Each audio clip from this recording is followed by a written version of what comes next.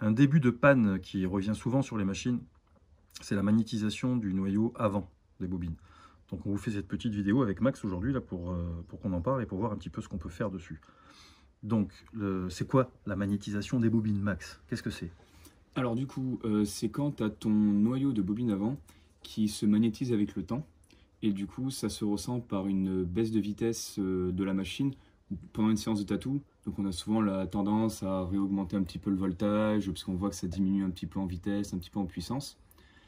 Et du coup, on va voir comment repérer ce problème-là et comment arriver à le résoudre un petit peu. Ok, ouais. Donc ce que tu veux dire, c'est que tu es en train de tatouer, tu sens que ta machine, elle perd de la patate, elle perd de régime, donc tu as tendance à remonter les volts. Là, ça résout le problème momentanément, mais quelques minutes plus tard, ça recommence et ainsi de suite. Ok. Donc comment tu vois ça? Alors, pour commencer, on va faire tourner la machine et on va venir la mettre en charge magnétique. Donc pour ça, on vient placer le doigt sous la masselotte et on la met en tension. On reste un petit moment comme ça. Là, tu veux dire qu'en fait, tu l'as fait forcer. Exactement. Tu l'as fait forcer pour exciter au maximum le flux magnétique sous la masselotte. Tout à fait. Donc, on reste un petit moment comme ça.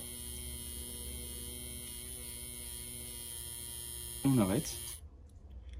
Et là, on vient tout doucement, avec notre pouce, faire coller la masselotte à la bobine avant. Vraiment tout doucement. Tac. Et dès qu'on est en contact, on vient la relâcher aussi tout doucement. Et on va venir sentir ou pas s'il y a une petite attirance magnétique. Donc là, on voit qu'il ne se passe rien. Une sensation de collage, en fait, tu veux dire. Tout à fait, c'est ça. Quand tu relâches ton pouce, tu sens qu'il y a quelque chose qui maintient légèrement la masselotte vers le bas quand même, quoi. Comme si elle venait un petit peu coller, entre guillemets. Mmh. Ok. Et donc, si ça arrive, qu'est-ce que tu fais pour, en tout cas momentanément, résoudre ce problème avant une réparation? Alors, il y a plusieurs choses qu'on peut faire. Dans un premier temps, on peut prendre un petit papier ponce assez fin qu'on peut venir placer, donc dans ce sens-là, sous la masselotte. On va venir un petit peu l'appuyer et venir frotter un petit peu.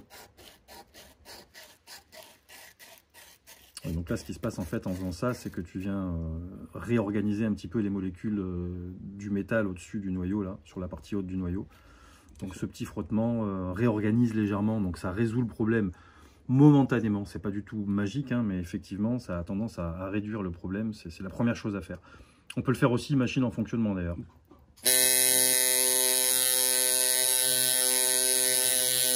Voilà. C'est même mieux en soi, dans le sens où tu vas jouer sur les deux aspects, et la frappe et le mouvement du papier.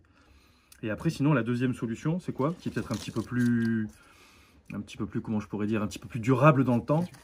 Bah, l'autre solution, c'est utiliser une petite gommette comme ça, tout simple, hein, gommette scolaire qu'on peut retrouver. Et on va venir la placer donc sur la bobine avant. Donc on vient vraiment la coller comme ça. On vient la coller dessus et ça va créer donc un petit entrefer. Okay. Donc une petite zone, un petit espace entre la masselotte et la bobine avant. Ce qui va donc diminuer la capacité magnétique du noyau. Et donc la machine stickera un petit peu moins. Ouais, ça va éviter l'aimantation puisqu'il n'y aura pas de contact métal-métal. Donc en fait, ça va éviter l'aimantation de la masselotte contre le noyau, quoi. Il y a une couleur qui marche mieux que les autres là? Alors, oui, on s'est rendu compte que la rose, bizarrement, fonctionnait vachement mieux que les autres.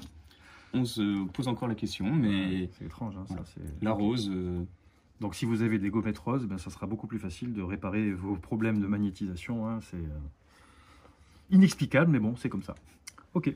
Et après, une fois que ça, tu l'as remis en place là, et que tu as réglé entre guillemets momentanément ce problème-là, du coup, tu peux retatouer sans problème. Tu peux te resserrer ta machine normalement, il n'y a aucun problème là-dessus. Normalement, elle va beaucoup mieux tourner, donc après, c'est à contrôler. Hein. Encore une fois, ce n'est pas une solution qui est à long terme. Si vraiment ce problème continue, ou c'est trop fort, ou qui revient au bout d'un moment, là, c'est un changement de bobine qu'il va falloir faire. Ok, très bien. Ben voilà, vous savez un petit peu comment on peut maintenant régler ce problème tranquille à la maison. Et après, bien sûr, si vraiment le problème devient plus important, bon, ben, il faut changer les bobines, tout simplement. Et les remettre d'origine. Voilà, petite vidéo courte sur la magnétisation des bobines.